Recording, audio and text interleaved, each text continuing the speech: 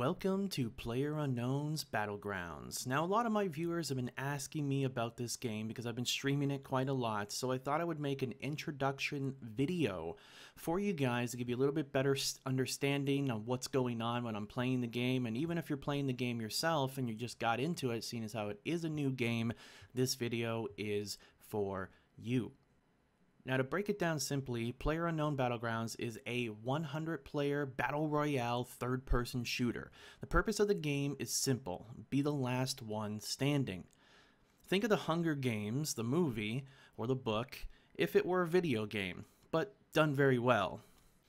PlayerUnknown Battlegrounds, otherwise known as PUBG, for the rest of this video, went into early access on March 23rd, 2017 and just started its second season on June 1st. Now keep in mind, because we are in early access, there is a lot of different changes happening consistently, but Bluehole has been really great with coming out with new updates on a more consistent basis and coming out with more patches over and over again to try to make the game better, more playable, and just more fun in general. Now here we are at the main menu. Now I'm not using my webcam for the purpose of this video because I want to let you guys see what everything looks like in this video. In the main menu here, I'm going to go over some settings and some different things that you're going to encounter in the main menu and talk a little bit about optimization, those settings, and what it is that I do myself in the game. Now keep in mind, a competitive game like this that has leaderboards like you can see right here, it's very important to optimize your settings a little bit better so that you can perform a little bit better. You don't want to be lagging in a situation when you go up against another player and you lose because of that reason. Now this game is very intense on your computer, and they are currently working towards issues in the game. In fact, this month alone, they're spending the entire month optimizing the game for different graphics cards, for different systems, and just in general trying to make servers a little bit more stable for the different servers that we do have. So I will go over a few of those settings as you take a look. First though, here's the leaderboards. We do have a solo leaderboard, a duo leaderboard, and a squad leaderboard. Now you actually have 5 regions as well: NA, EU, Asia, Oceanic, and South America. And all of these have their own different leaderboards. You can take a look here. You have rating, win rating, kill rating. To talk a little bit about these, rating itself is more of your overall rating for that solo NA, as I have it targeted on there right now. And then you take a look at win rating. This is going to take a look at how consistently high you place when you're playing. The season just started and I haven't played too much yet. No wins in the new season just yet, but it just did come out a few days ago and I've been getting the new PC going. But I have so far almost 20 wins, about 18, 19 wins I believe, currently in Season 1. As you saw in the little mini montage that I put out in the previous video. If you haven't seen that yet, you can check that out. Now, kill rating is just like that. It keeps track of your kills, how consistently you kill players, and the types of players that you kill, and all sorts of things. And it takes your win rating and your kill rating together, and it puts it into your rating to tell what your overall rating is. So for instance, in duo right now, even though we haven't won any games yet, we are consistently getting higher up in the placements, getting top 10 almost every game, top 4, top 3, top 5, and this actually put us 3,500 in NA duo currently, and we are working towards, doing better with this. I have been playing with some viewers on stream, and it's been a lot of fun. So that's a little rough breakdown of the leaderboard itself. You can go through and look at the different leaderboards out there. Switching to another server is actually something that a lot of players tend to do because it's fun to play against other players in other parts of the world, and the pings really aren't the issue if you want to play with some friends and from EU if you're from NA. The main issue is just optimizing the game right now, and as that's getting fixed, that's going to be a little bit better. Moving into now the rewards that we have here for your character. You have your character customization that you make when you first start playing. If you want to change that, it's going to cost you 3,000 of these points, which you accumulate from playing the game, getting higher placements, getting kills, such and so forth. and then you can re-customize your character. You can do a male or a female. It's not a lot of customization in there currently, but you know, I like to go with this character the way that it is right now. There's a bunch of different things you can get, jackets, hats, such and so forth. I like going with something like this, a little darker look to it, kind of blend into the shadows like a ninja. That's just kind of my personal preference. But if you wanted to wear all blue items, for instance, and you want to be in water a lot, you know, maybe that's going to help you with camouflage. And that's kind of the purpose of it. Now, you can go ahead and purchase some of these crates. The way that the crates work is every Sunday, EST, Sunday, Monday area, they reset the prices on the crates. They start at $700. When you buy one, it goes to $1,400. Then you buy another one, then it goes up to $2,800, such and so forth, with the cap being $7,000. Currently at $5,600, and I'm just saving up points for the rest of this week so that when the reset comes or new cosmetics are implemented, I'm going to spend all that. But I have spent quite a few so far. And you can actually sell these items on the Steam market as well. Like this jacket that I'm wearing is actually worth like $4 or $5, and I found quite a few of them and sold them on the market so far. It's one of the more popular jackets to get in the game. Now, the actual items themselves, they do actually help you with holding more items, more loot when you're in the game, but mainly you want to focus on backpacks like a level 1, level 2, or level 3 backpack to help you hold loot in the game. But that's getting a little bit too far. We're going to get into that pretty soon and give you some more of that. Let's go ahead and take a look at my settings and kind of run through some of this before we get into the next stage, which is actual gameplay, which will be coming up soon. Now, if you already know all this stuff, you can skip this portion of the video, but some players out there have been asking me about settings and trying to optimize things. I'm going to go through some of my settings and talk about what it is that I chose and why I chose it. So taking a look right here, I'm using 1920 by 1080 full screen windowed. I like doing that as a streamer because I can, you know, go back and forth between different windows with my mouse and things of that sort. And I don't have to like minimize the game if I'm doing something like that. So I do like windowed. I like to put my brightness around 65. Now, this is going to depend on your monitor. It's going to depend on your settings for, say, something like the GeForce options and NVIDIA options. It's going to depend on that. So it's all going to come down to you and what you want to put your brightness on. So just kind of mess around with that and see what feels good for you. You don't want it to be too whitewashed, and you don't want it to be too dark. You just want to find a good, happy medium. So at quality settings here, you want to go into custom settings first because you're going to want to customize this. Now, screen scale, I prefer to put this at 100. If you put it higher than 100, it's going to really heavily affect your FPS. It's going to make things look a lot more crisp, but 100 should be where you want to put this. Anti-analyzing doesn't really affect your game too much in this game, so I don't have it on very low. And now keep in mind, these settings I use while streaming and recording. If I'm not streaming, if I'm not recording, I can put everything on ultra and still maintain above 100 FPS while playing the game. But if you have a lesser computer than I do, and you know, if you have a lesser computer, then treat your computer as if you like it's my computer but streaming. So using these kind of settings will be good for a lesser computer. I put these on more competitive settings so that way I can perform a lot better, especially when I'm streaming. So even though you may not have as good of computer as I do, you know, this is kind of more optimal on how to do these things. So I do want that to be kept in mind. Now, post-processing, keep this on very low. It will affect your game very heavily. Shadows, put it on very low. You just want the basic shadows. You don't want anything extra. You want to play what other players are going to be playing. Same things go with like foliage, for instance. So because you want to have these on the lowest settings because this is what everyone else is going to do. You don't want to be hiding in a bush and think that you're super covered because a bush looks all crisp and nice and stuff, and then another player sees a bush differently than you do and he can see you easily. So you want to put it as like things like shadows and things like the foliage here. You want to put them as as very low because that's what other players are going to do as well. And it's going to give you better performance.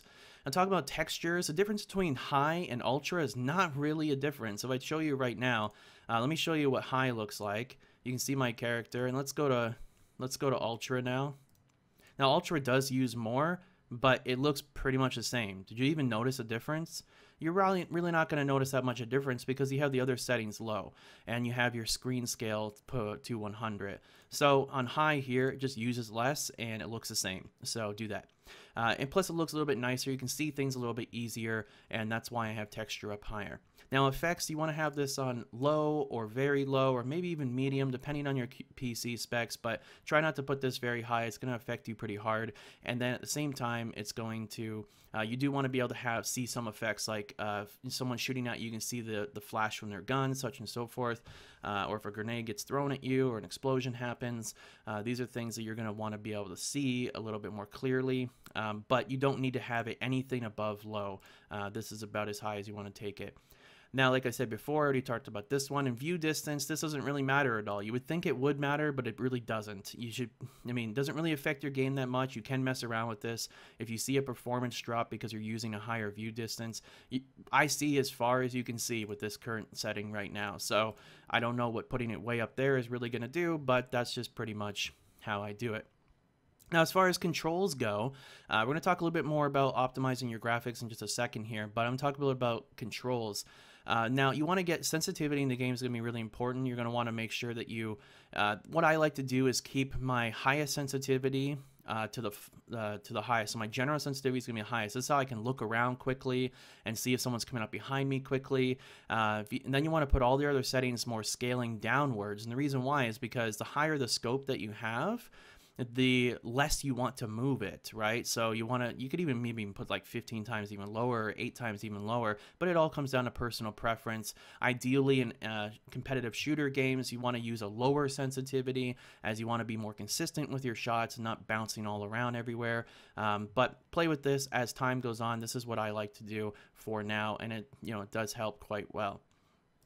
As far as the sound setting goes, sound is very important. I play with my PC sound at 100% when I play this game because you want to hear everything. It's very important to be able to hear everything. So effects and master volume should be very good. I like to put UI on here because, for my stream, people can hear the sound of me picking up items and put them in my inventory and things of that sort. You don't need the music for the menu or the music at all in the game.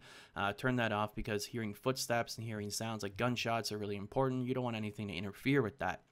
Now with your voice, you can actually use the in-game voice thing, and it's not bad. It's not bad. You can use push to talk. You can use always.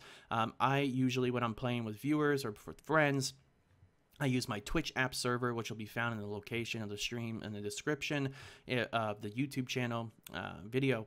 You can check that out, and you can join in there and maybe even play with me if you'd like to. But I just keep this like this. I keep voice channel on all the time because some players leave their voice on always, and you can actually hear other players talking outside of a house. This gives you a little bit of advantage because these players are not very smart, and they left their voice on always, and you can hear them coming. So talking a little bit more about optimizing your stats, in the description down below, I left you kind of a screenshot of something I threw together for my stream to show you what exactly this is right here. This is called ReShade. Now, the creators of this game have said that they are completely fine with people using ReShade. You want to use Adaptive Sharpen, and you want to use Technicolor too. These are going to help make things a little bit nicer so you can see things a little bit better. Things pop a little bit better. If I turn them off, take a look at the difference. See, it got a lot more dull, a little bit fuzzy too, right? This is actually really going to sharpen this up for you, give you that different color, and make things pop out a little bit more for you. In your settings, all you have to do when you set this up is all you want is Adaptive Sharpen and Technicolor 2. And then you're going to want to set your Technicolor 2 to 0.5. I did leave some instructions to that in the description. You click the little link and I will show you my imgur of showing a little bit of the different instructions for doing that when you're installing it. It's very easy to install, takes no time, and it's very easy to set up, and you don't have to set it up anymore once you get in game. But every time I log in, I always check with Shift F2 to make sure that these are highlighted. And you can pretty much tell if you've been playing with these a lot that if it is highlighted or not. All right, so we're going to jump into a game now, and I'm going to show you a little bit of what the game looks like itself. Now, if you want to queue up solo, if you want to queue up duo, if you queue up duo, it's going to put a player with you if you don't have a player in your group already. Now, if you queue up squad, though, it's going to put 3 other players with you if you don't have people in your group already, but you can also uncheck this and you can go into a squad match solo. I like to do this from time to time. It makes things more difficult, helps me kind of push myself a little bit harder to get better at the game faster. This is a little thing that I like to do from time to time. But you know, if you're playing with 2 other friends and you turn off this, then you just go in with 3 people. You're going with 2 people or 1 person or 4. It's up to you. But yeah, if you want to play with some random people, then that's up to you as well. But like I said, you have solo, duo, and squad, and you have the different servers you can go to. So you want to pick your different servers that you're going to go into when you play the game. So before we get into the game, I'm sure someone's probably going to ask a question about this FPS counter up at the top here. I'm going to show you exactly how to set that up real fast, because some players are going to want to know what their FPS is when they play the game. So when you're using Steam, you just want to hit Shift Tab and go down to Settings. And when you go into there, you're going to go into In-Game, and you're going to go over to In-Game Count FPS Counter. Put it to whatever location you want. I like the top left for my stream, and put it to high contrast, and this is going to make it glow green like you see it right there. Simple little thing for that. That'll help you out so you can kind of play with some of the different settings and see what the FPS is for you. So let's go ahead and jump into the action. I'll do some commentary over top. We're going to talk a lot about this game, a lot about the vehicles, the guns, jumping out of the airplane, locations to go to, all kinds of stuff. Just give you a quick rundown, and if you do have any more questions, leave them in the comment section down below, or check out my Twitch TV channel, Shinobi, twitch.tv/Shinobi Live. Let's get into the gameplay now and show you a little bit of that. So here we are in the lobby. When you queue up into PlayerUnknown Battlegrounds, you want to do solo, duo, squad, whatever, it's going to throw you into this lobby, and it's going to give you some opportunity to see some of your enemies and to also practice some of the guns if you'd like to. Now this place right here is going to be quite laggy, about as laggy as it gets in the game, because there's so many players in a small concentrated area. I will give you one tip. If you are in the lobby and your game crashes in this part often, just refresh the game. Every few games, restart the game and boot it back up. This will refresh your memory usage on the game. There is currently an issue with the game that gives you a memory leak. So try to do this every 3 or 4 games or so if you have a PC that's not so good, maybe under the standards of the higher end PCs. Just try and do that. That'll help you. Even if you have a higher end PC, it doesn't hurt to, after you play a few games, to just close the game out and start back up. So jumping in now, the timer has counted down and we are flying through the air. And in this part right here, I'm going to be showing you kind of a little bit of what it looks like. So everybody is going to be inside this plane, and the plane's going to spawn in a random location and go towards a destination that is chosen, as you can see on the map. Now, when you're flying through the air, you're going to choose which area you want to go to. You can hit right click and then it'll put a little trigger down so you can know, tell your friends and teammates or whatever where you want to go just by hitting right click on wherever you want on the map. And you're going to fly to these certain locations. So what I'm going to do before I actually jump out of the airplane by pressing F to eject and then fly down, I'm going to talk a little bit about the map, the locations, and a little bit more information regarding that stuff. So, taking a look at the map itself, you will see that there is a bunch of different little cities with names in white all over the map. Now, these have been located on the map for you to kind of tell you where some of the populated areas are, where there's going to be a lot of action, such and so forth. Now, I went ahead and gave you a little bit of a marking to show you some of the locations that are the more high density, high populated areas to get more loot more consistently, but be aware that players are going to gravitate towards these areas because they're going to want to try to get looted up as quick as possible. It is very viable to go into those areas with some friends or by yourself and try and loot up and survive the crazy madness in the beginning, and if you do, it's a good feeling and it's great and you get super looted up and you get prepared for the rest of the game. But you have a high risk of going into a house, not finding a gun, and then getting killed by someone that found a shotgun before you. So it is a risk-reward situation, so be very wary about that. So let me go ahead and talk about the high density spawn locations for loot in the game. The reason why I call it high density spawn locations and not simply where to get loot is because loot does not guarantee to drop anywhere in the game. It is all random. However, an area that has more spawn locations in a smaller density, such as a city like Georgia Pole or Yasnaya or the military base, these places are going to give you more consistently, give you loot. So keep that in mind when you're choosing a destination to go to, but it is high risk, high reward, as I was mentioning before. So, talking about some of these locations here, we have Zarki, Georgiapol, Severny. We have right beside Severny, the shooting range is quite good. Stalber, as it's not very popular, you can get pretty looted up there. Yasnaya, Raz, Pachinki, Gatka is okay. Primorsk, or I like to call it Primo. Primo is pretty good as well. Military base, of course, is going to be very good. Milta on the bottom right is going to be quite good. The power plant, or Milta power plant, is quite good as well. Lipovka, the crater, which is to the left of Lipovka. These are all areas that are quite good. You also have another area that I circled, which is these underground tunnels to go to. They're quite good as well, very popular. All of these areas I just told you about are very popular to go to. So, you know, that's a warning to you. If you're going to go to these areas, get ready to fight. Now, right below Roz, there also is a school, the big square that you see there. There's a school there. That's a very populated area too. You can get quite looted up there as well. So these are some of the areas, or the more high impact areas on the map. Now, if you're looking for a vehicle, vehicles are going to spawn pointing east, and they usually spawn in either garages or on roads.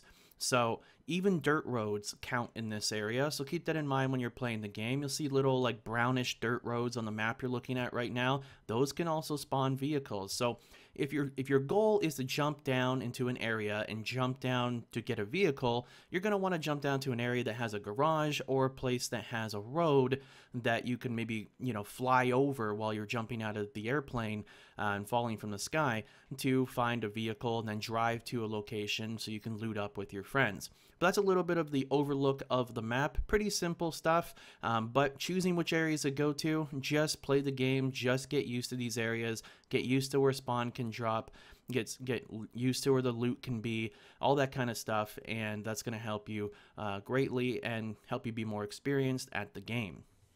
So now, when you jump out of the airplane by pushing F, you have a couple choices here. Depending on where you want to go on the map, you can fly far away by looking up to the sky and looking underneath your character, opening your parachute early. You could do that as well to maybe try to get even farther distance. Or if you want to go straight down, you just hold forward and the W down to fall straight down, traveling at the max speed km/h, which I believe is 234 km/h. This is going to allow you to hit the ground faster than anybody else that's not doing that. But then you're going to be flying directly over an area. So a lot of people have different strategies on how they like to fly to certain locations. It's up to you. Play the game, whatever your play style is. Do you like to land straight down? Do you like to go far? Do you like to, you know, go to a target location to get a vehicle, or a target location and get loot, such and so forth? So you see that I have landed here in this kind of out in the middle of nowhere area. I did this for the purpose of the video because I want to show you guys the looting process and all that kind of stuff. So when it comes to looting in the game, a first little tip that I'm going to give you when it comes to that is use tab and pick items up and scroll it over to your inventory. This is going to be faster. Now, if you have a PC that's not very good, this might be quite laggy for you, but it is the best way to still do it in the game. I know for me on my old PC, sometimes I would freeze every time I hit tab. Very frustrating, but you know, it's just, while the game gets more optimized or people get better PCs, that's pretty much what you just have to put up with. But it is still the faster way of doing it. So let's talk about the purpose of the game. I said before, surviving 100 different players, yourself included, so 99 other players if you're playing solo, or you're surviving 25 other teams if you're playing in a squad, or you're surviving 50 other duos, you're playing in a duo. That's the purpose of it, but you want to get equipped, you want to get some loot, so landing in a location and start getting some loot is going to be very important. And getting these items are going to help you with surviving, and that's the purpose of the game. So some of the items that you want to be looking for right off the bat when you first land are going to be close range or just good quality weapons, such like an AR, a shotgun, or an SMG. These are going to be good because your first encounters are going to be at close range, so trying to get one of those quickly is going to be really important. I'm going to go ahead and talk about some of the weapons in the game currently. and give you a little bit of my insight on them. So talking about the ARs, you have the AKM, which uses a 7.62 ammo, which is a heavier ammo that does more damage, otherwise known as just an AK. You have the M16, the M4, and the SCAR. They all use 5.56 ammo, and that ammo is, not as hard hitting as the 7.62, but you take down players pretty fast in this game, and those guns typically have high shot rates, and they have different recoils, and it all comes down to your preference and which ones you like, with certain attachments and things of that sort. Moving into SMGs, there's the M249 and the Tommy gun. Both of these can only drop from the drop. As you saw above, there was an airplane flying above my character, and this airplane drops a drop every once in a while. And these can give you the rarest items in the game inside there, like sniper rifles, the M249 or Tommy gun, just the really heavy guns, like 8x scope, and give you really good items with a really high risk, high reward. I would suggest, especially if you're new at the game, to just avoid those at all costs unless they drop literally beside you and there's no one else around you, and maybe you even have a vehicle and some smokes to like ninja loot that quickly and then get the hell out of Dodge, because that's pretty much what you want to do, because people will flock towards these, and if you're not ready to fight them, you are going to die. Moving into more of the SMGs, you have the UMP and the Micro Uzi. I prefer the I prefer the UMP. You also have the Vector, which is quite good, but it's not as good as it was in the previous patch. But I still prefer the UMP for my close range go-to gun, or a shotgun, depending on the stage of the game. They also have pistols. The R1, aka the revolver, uses 7.62 ammo. It's quite slow and it reloads slow, but it is the strongest of the pistols as far as damage goes. Then you have the P1 and the P92. They shoot faster, they hoard more rounds, they reload faster, but they don't do as much damage. So if you have a really good accuracy, you might want to go with something like a revolver, get a couple taps in the head to kill somebody with the revolver. It really comes down to your personal preference. Talking about sniper rifles, we have the AWM, the M24, the Kar98, the SKS, and the VSS. The VSS was newly implemented to the game. It's a 9mm rounds, but you have the M24, the Kar98, and the SKS all use the 7.62 ammo, and the AWM is the strongest sniper in the game, using the Magnum bullets that hit like trucks. Max power, max range on that. It's the god weapon. If you get that weapon, it's the best gun in the game, hands down, for range anyways. And now the M24, the AWM and the M24 are only going to be found in the crates, in the drops. The Kar98 can spawn anywhere. The SKS can spawn anywhere. SKS is kind of like a harder hitting AK, essentially. But it's not as good as the AK. It depends on your playstyle. I personally don't like the SKS, but some people really love it. And the VSS, like I said, uses a 9mm ammo, and that doesn't hit as hard, and there's some balancing issues with that right now. I would suggest, if you're new to the game, to stay away from that weapon. You also have melee weapons in the game, like machetes and crowbars and the pan. The only one you should actually care about would be the pan, because you can put that pan on and it will actually protect your ass, literally. If you get shot in the ass while you're wearing that pan, it is bulletproof, so it will protect you. And there's a lot of times where people have been saved by the pan, the glorious pan. But otherwise, you're not really going to want to use any melee weapons. Stick with your short-range weapons for the beginning portions of the game. That's what you're mainly going for. I even try to avoid getting pistols, like, honestly. I just try to get a shotgun quickly, or to get an SMG quickly, or an AR. That is what I do. Speaking of shotguns, we have the S6, which shoots 2 bullets at a time, shoots very quickly, burst fire. The S18, which I'm not a huge fan of, but it does hold 5 rounds, and instead it reloads slowly, though, kind of like the revolver. And then you have the S12K, which is your automatic shotgun, which is pretty much the holy grail shotgun if you are going for the shotguns. This one's going to be quite nice, but it's all preference at the end of the day, but it's very, very nice. Shoots fast, reloads quickly, does a lot of damage. What more do you want out of a shotgun? Then you also have grenades and crossbow. You have a frag grenades to blow someone up. Don't underestimate frag grenades. They're quite good at hitting people that are camping inside of a house, throwing it through a window if you know they're in there. You have smoke grenades that can help give you protection if you're trying to revive a teammate, or if you're trying to get a drop or just survive a certain area when you need some cover. Smoke grenades are very nice. I'd stay away from the flashbangs. They don't really do much, and they usually give you more harm than good. By flashbanging yourself, you can pretty much just kill yourself. And grenades in general take a while to throw, so don't throw them unless you necessarily can throw them without dying. Now the crossbow itself, it's you know me, Shinobi, the demon hunter. I want the crossbow to be awesome, but you know, it is satisfying to kill somebody with, and I have done it many times. But the thing is try to stay away from the crossbow, as it does reload very slow. You get one shot, and seconds and milliseconds really matter in this game, and if you can't, you know, kill somebody in that first crossbow shot, you're probably gonna die. So let's try to stay away from crossbows, especially if you're newer to the game. Let's talk a little bit about some attachments in the game.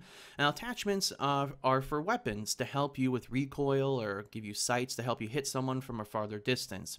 Some of the sights in the game would be the red dot, the holographic, the 2 times, the 4 times, the 8 times, and the 15 times, which you can only get a 15 times from a drop. It's really, really far. As you get better at the game, you're not going to need as far of scopes unless you're trying to hit someone from ridiculously far. There is also suppressors in the game as well. They do exist. They're just hard to find. And I do prefer to have a suppressor as my attachment, my go-to attachment, if I do find it for a sniper or an AR. However, using a compensator for either of those is also very good. That's the front attachment that should be your go-to attachment. Flash hider does give you a little bit of help with recoil, but compensator is the way to go. You want to be able to just aim smoothly, aim very nicely. Now, talking a little bit more about vehicles, landing by a vehicle is a viable strat. You know, you can drive away to a safe location where other players haven't been, try to loot up quickly, as I was talking about looting earlier.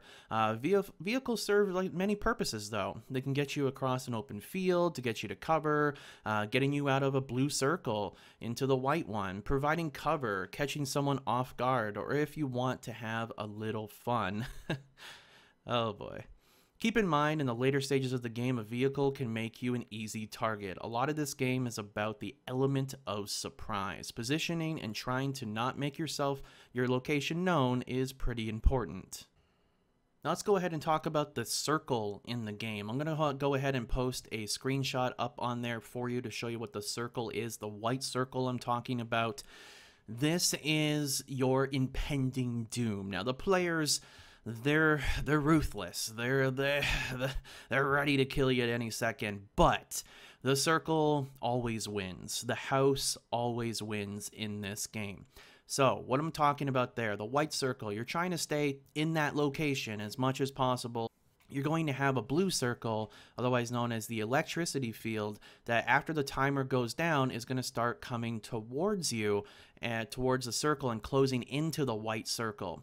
So if you get caught in the electricity field, it's going to start taking damage on you. In the beginning stages of the game, it's going to do less damage, and as the game goes on, it's going to do more and more and more damage, and a lot of players end up dying to this. This is something that Bluehole is currently trying to balance a lot more, and I really hope they do. It's one of the biggest issues in the game, because you don't want to die to a circle, and that's just my little rant right there. But dying to the electricity field just feels really crappy when you have a silence everything and you're just like ready to kill everyone, and then like the circle comes and you run literally across the map to try to make it in. There's no car to be found and you're just dead.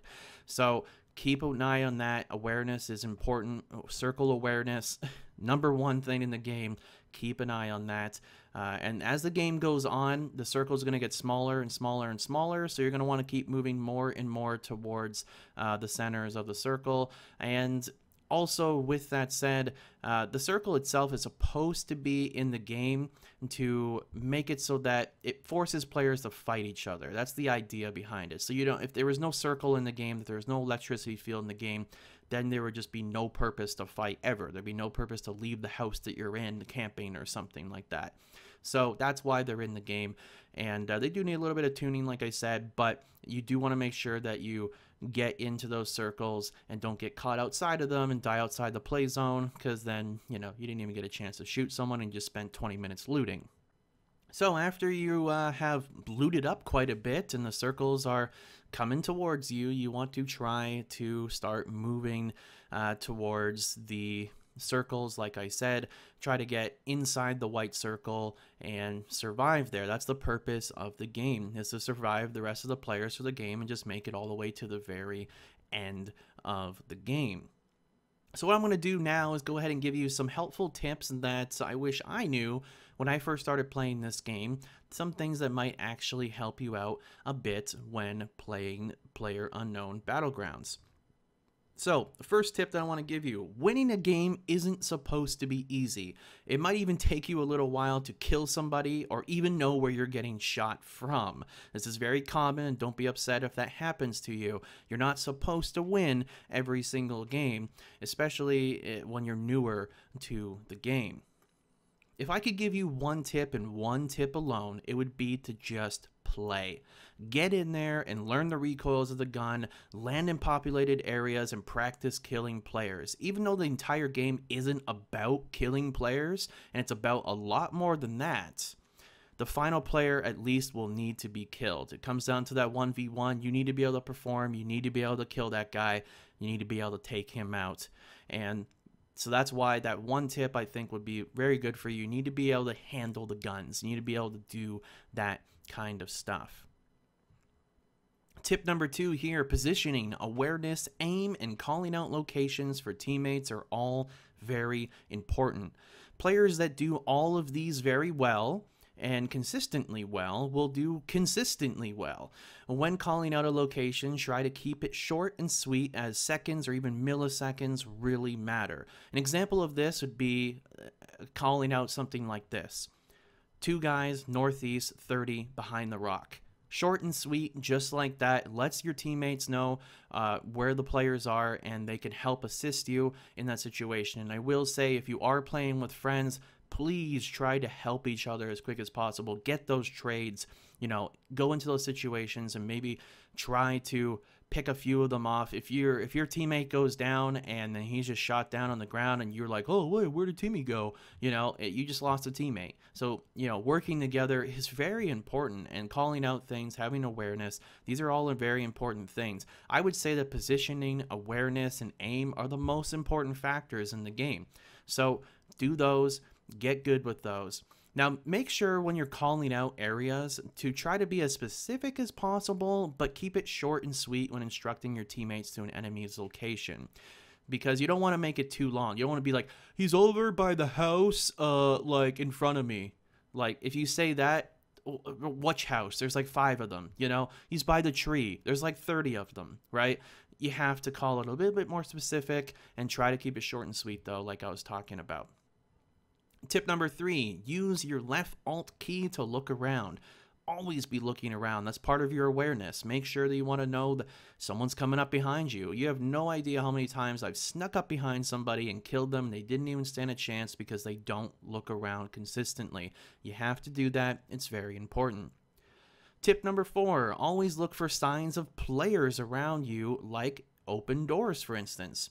A door opened from the inside indicates a player left that house. You want to play kind of a Sherlock Holmes when you're going to a certain location. This is something that I've actually prided myself at getting pretty good at, is being able to figure out, okay, they went to this house, and then they went to that house. Now they're going that direction. It looks like they're running southeast now, going towards a circle. And you can come up behind them. You can find a lot of teams just by tracking them down, getting used to that kind of stuff, learning how players are looting, what kind of items are left inside the house, what kind of items do they have. Oh, they didn't pick up the AK, but they took the ammo. Maybe he's using a 7.62 gun. These types of things are going to help you with, the encounter that is inevitably going to happen a little bit after that. So keep those in mind, and that'll hopefully help you out. Tip number 5, always have the gun equipped that you want to use right away. Now, if you're inside of a house, for instance, you want to have a short range gun equipped. Something that's going to let you spray the person down like a UMP or a shotgun. You want to always have that equipped and be ready when you go into a house. When you open up a door, sidestep the door. Look through, see if there's any doors open inside the house. If there's no doors open inside the house, there's either no one's been there or they're setting up a trap. So be ready. Always assume a player is at a location, so have your guns ready to go. If you're in a big open field, have your long range gun open and equipped. You don't want to be going to a certain situation and you just, you're getting shot from far and you have to switch to a gun, and then by the time you do that, you're dead. So you want to be able to scope, shoot, boom, just like that. That's exactly what you want to do. Like I said, seconds and milliseconds really matter. Those are just some of my tips and some of my helpful instructions towards PlayerUnknown Battlegrounds. Hopefully this stuff did help you guys out. If you have any more questions, leave them in the comment section down below. And also don't forget to check out my Twitch channel at twitch.tv/ShinobiLive. You will definitely find a lot of gameplay there, playing with viewers, playing with subs, and doing some solos, and just trying to perform well in this newest season. Hopefully you guys found this video enjoyable. If you did, throw a like on it. I would super appreciate it. And leave any other comments down below that you may or may not have. Remember to check out my social media at twitter.com/general_shinobi to be notified for every one of my videos and live streams that go up. Until next time, guys, my name is Shinobi, and thanks for watching.